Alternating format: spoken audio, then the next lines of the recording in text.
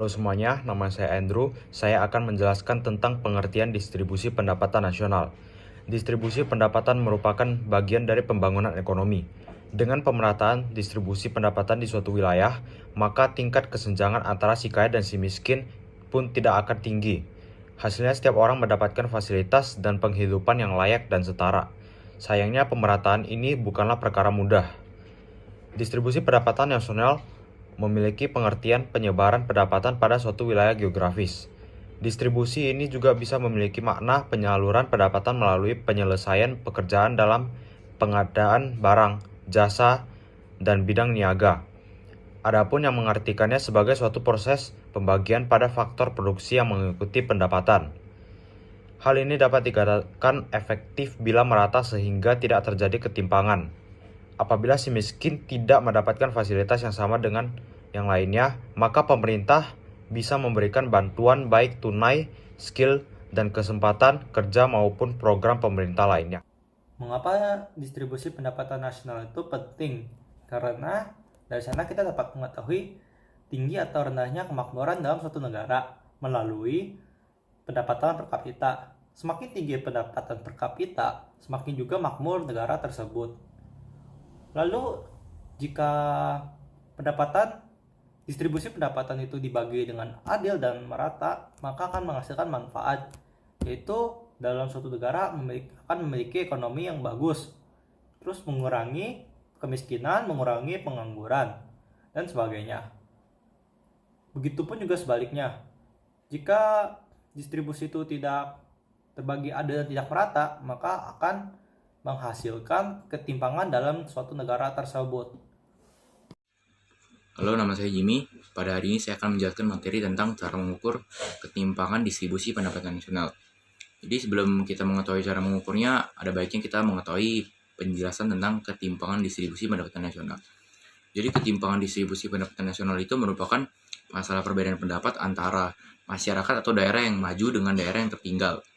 Maka semakin besar jurang pendapatan, maka semakin besar pula variasi yang terjadi dalam distribusi pendapatan, yang akan menyebabkan terjadinya disparitas pendapatan. Dan yang kedua ada penyebabnya. Jadi penyebab ketimpangan distribusi pendapatan itu antara lain adalah pertumbuhan penduduk yang tinggi, inflasi daerah, ketimpangan pembangunan antara wilayah, banyaknya investasi pada proyek padat modal, kebijakan industri, substitusi impor, memburuknya nilai tukar bagi negara yang sedang berkembang dalam bidang perdagangan. Lalu cara mengukurnya itu kita bisa menggunakan koefisien Gini.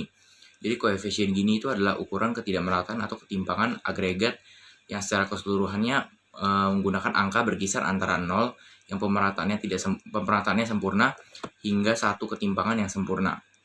Dan masih ada lagi cara lain buat mengukur ketimpangan distribusi pendapatan, yaitu dengan menggunakan distribusi pendapatan perorangan dan menggunakan distribusi dengan kurva Lorenz. Sekian dari saya, terima kasih.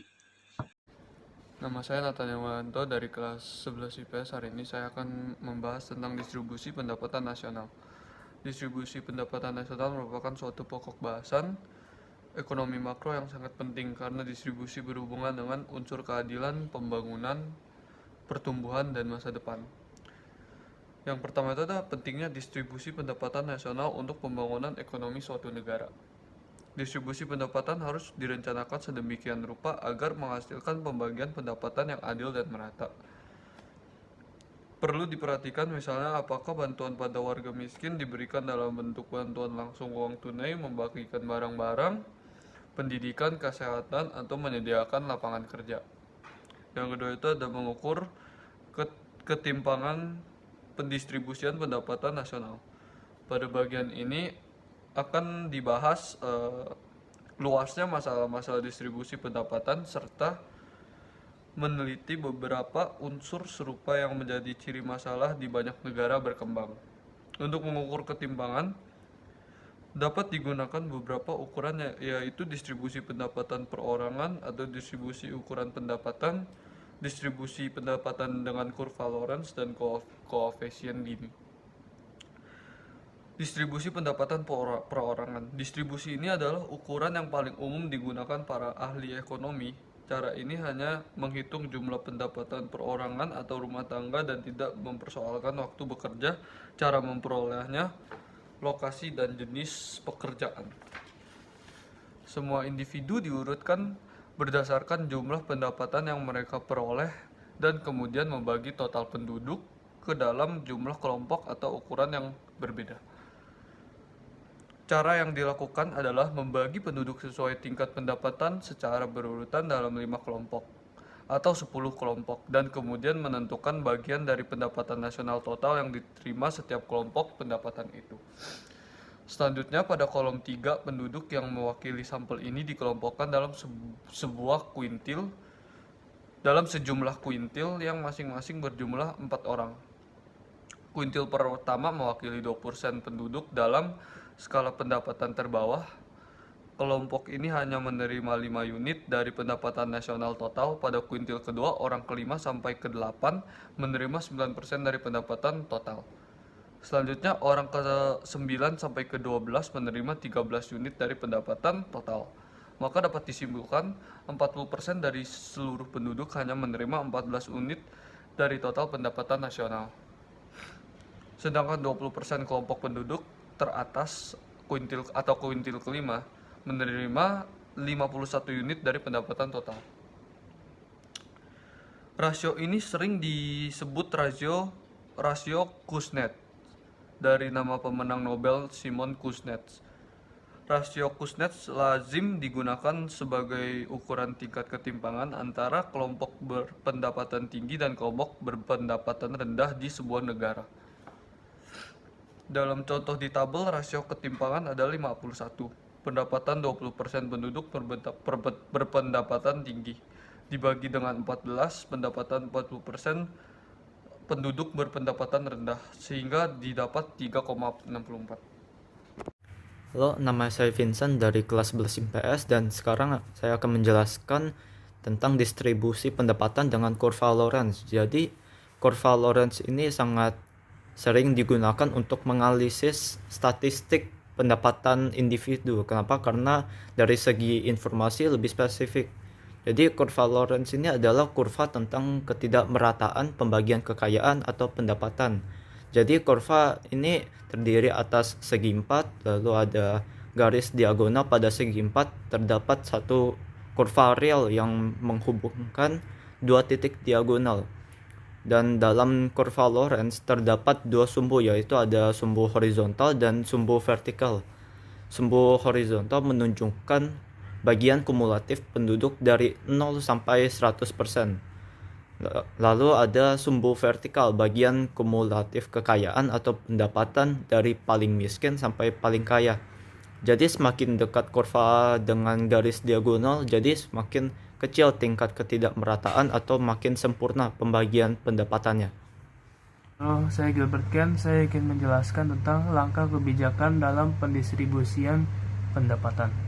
Ada 3 cara yang biasa digunakan dalam mendistribusikan pendapatan negara kepada kaum miskin. Yang pertama, ada pembayaran secara langsung serta barang dan jasa. Yang kedua, meningkatkan aset para kaum miskin. Yang ketiga, penerapan pajak penghasilan yang progresif. Yang pertama, pembayaran langsung serta barang dan jasa. Ada banyak cara yang dapat dilakukan dengan kebijakan ini. Bisa dengan pembayaran langsung secara tunai atau layanan masyarakat seperti bansos dan proyek layanan kesehatan. Tetapi ada 3 masalah yang cukup signifikan dalam kebijakan ini. Yang pertama, sumber daya yang dibutuhkan rata-rata terbatas. Yang kedua, penting untuk penerima tidak bergantung hanya pada bantuannya saja. Yang ketiga, ada banyak yang tidak suka dengan kebijakan ini karena mereka sudah bekerja keras tetapi penghasilannya tidak jauh di atas garis kemiskinan. Yang kedua, meningkatkan aset para kaum miskin. Salah satu cara yang sangat sering digunakan adalah reformasi pertanahan.